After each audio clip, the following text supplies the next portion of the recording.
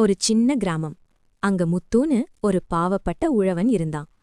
அவன்கிட்ட இருந்த ஒரே சொத்து அவன் மேல அன்பு காட்டுற சில பச்சை கிளிகள் தான்.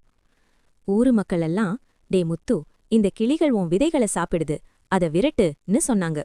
ஆனா முத்து அன்போட, போகட்டும், அதுங்களும் வாழதானே செய்யுதுன்னு விட்டுட்டான். ஒரு நாள் கொடிய வறட்சி வந்துச்சு. முத்து சாப்பாடில்லாம கஷ்டப்பட்டப்போ அந்த கிளிகள் எங்கிருந்தோ அரிய மருந்து செடிகளின் விதைகளை கொண்டு வந்து அவன் தோட்டத்துல தூவினுச்சு. அது பெருசா வளர்ந்துச்சு. இப்போதான் ட்விஸ்ட். ஊரே அதை விற்க சொல்லுச்சு. ஆனா கிளிகள் பேசினுச்சு.